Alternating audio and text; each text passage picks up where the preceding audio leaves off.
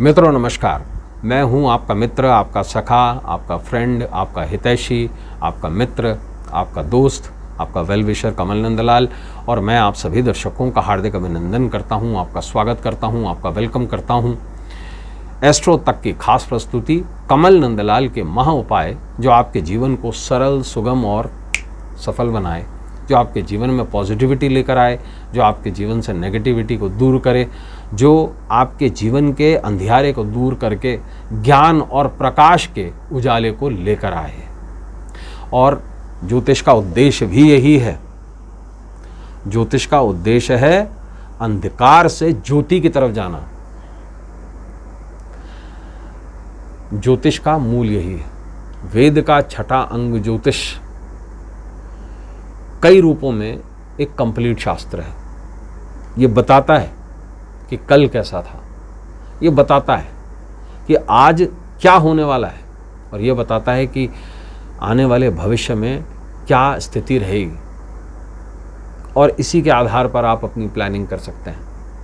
लेकिन मान लीजिए भविष्य में कुछ बुरा होने वाला है, या आज की जो पशुपेश की स्थिति है उसमें कुछ अनिष्ट की संभावना है। मान लीजिए 8वें भाव की महादशा चल रही है, उसमें छठे भाव का अंतर चल रहा है, और ऐसे में किसी पंडित जी ने, किसी ज्योतिष ने, किसी विद्वान ने आपको बोल दिया कि साहब एक्सीडेंट के योग हैं। क्या कीजिएगा? घर से निकलना छोड़ दीजिएगा, खाना पीना छोड़ दीजिएगा। फिर तो पंखा करने से भी एक्सीडेंट हो सकता है, बाथरूम में फिसलने से भी एक्सीडेंट हो सकता है, टकराने से भी एक्सीडेंट हो सकता है। देखा होगा ना आपने, कई लोग घर में फिसल जाते हैं, सर पर चोट लग जाती है। बाथरूम में फिसल जाते हैं, हाथ पांव टूट जाते हैं। गैस पर खाना बनाते समय हताहत हो जाता है व्यक्ति, इलेक्ट्रिक शॉक लगने से। आपदा पूछ कर नहीं आती, बुरा समय पूछ कर नहीं आता। तो ऐसे में वैदिक एस्ट्रोलॉजी के अलावा कुछ ऐसे शास्त्र भी हुए बाद में जहां पर रेमेडियल एस्पेक्ट्स पे काम हुआ मॉडर्न एस्ट्रोलॉजी में। कुछ लोग इसे ठीक मानते हैं, कुछ लोग नहीं मानते। कुछ लोग मात्र वैदिक ज्योतिष में विश्वास रखते हैं, कुछ लोग दक्षिण भारतीय ज्योतिष में केपी में विश्वास रखते हैं, उनके अयनांश अलग हैं। कई उड़िया ज्योतिष में विश्वास रखते हैं, कुछ लोग नाड़ी पर विश्वास रखते हैं। लेकिन मूलतः सभी ज्योतिषों का जो मूल है वो वैदिक ज्योतिषी है। पंचांग के 5 अंग सबके कॉमन है, अयनांश चाहे अलग अलग हो। तो ऐसे में बात की कुछ ज्योतिष में, मॉडर्न एस्ट्रोलॉजी में रिसर्चेस हुई रेमेडियल एस्पेक्ट्स पर। रेमेडीज की जरूरत क्यों पड़ी? क्योंकि आपके पास समस्या है, और जहां समस्या है अगर समाधान ही ना हो तो फिर ऐसे ज्ञान का फायदा क्या है? या तो शांत होकर के बैठ जाओ और जाप करना शुरू कर दो। तो आपको बता दूं कि जितने भी वैदिक जाप हैं वो सारे के सारे कीलित हैं, शापित हैं। कई बड़े बड़े एस्ट्रोलॉजर्स हैं, है ना, वो बोलते हैं साहब कुछ नहीं होगा उपायों से, आप तो जाप कर लो, विष्णु सहस्त्र नाम पढ़ लो, है ना, शिव अमोघ कवच पढ़ लो, सब ठीक है। लेकिन क्या इतना आसान है? मान लीजिए किसी की जान पर आ गई, तो क्या महामृत्युंजय के 1.25 लाख जाप करना और संपुटित जाप करना, संकल्पित होकर जाप करना, ब्रह्मचार्य का पालन करना, एक भुष्ट जो है वो भोजन करना, है ना, और संयम बनाए रखना, बहुत सारी चीज़ें उसमें खाने की मनाही होती है। जमीकंद जितने हैं वो सारे मना है। प्याज, लहसुन, गोंदा, करौंदा, मिर्ची तक, लाल मिर्ची तक मना है उसमें। और एक दिन में तो जाप होता नहीं है, ये आपकी कैपेसिटी पे है।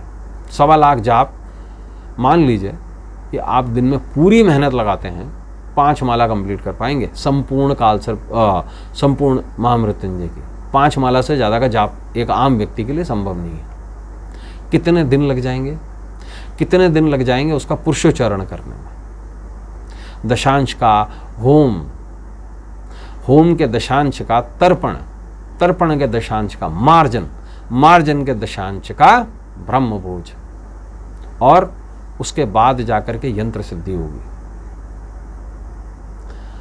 इसमें बहुत सारा समय, बहुत सारा पैसा, बहुत सारे परपंच की ज़रूरत है। परपंच में इसलिए कह रहा हूँ क्योंकि ये चीज़ें घर में संभव नहीं है। अगर आप शास्त्र को पढ़ेंगे और शास्त्र को समझेंगे तो उसमें उसके कायदे और नियम बताए गए हैं। प्राकृतिक जल स्रोत हो तीर्थ क्षेत्र में, और वहाँ पर प्राकृतिक शिवलिंग हो या नर्मदेश्वर हो, और वहाँ पर मंदिर में कौन करने देगा, ये बहुत सारी स्थितियाँ हैं। उसके बाद वर्जनाएं हैं, और उसके बाद जो बीमार व्यक्ति खुद है वो कैसे करेगा, संकल्पित होकर करवाएगा तो उसमें लाखों का खर्चा है।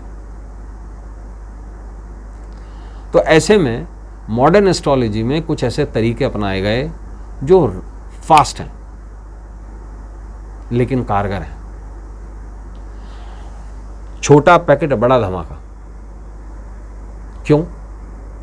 समय की अनुपलब्धता है। आज के व्यवहार आचार और आज के आहार में जो आप ले रहे हैं उसमें तामसिक प्रवृत्ति है, और दूसरी बात, इस तामसिक प्रवृत्ति के कारण से असंतोष जन्म लेता है।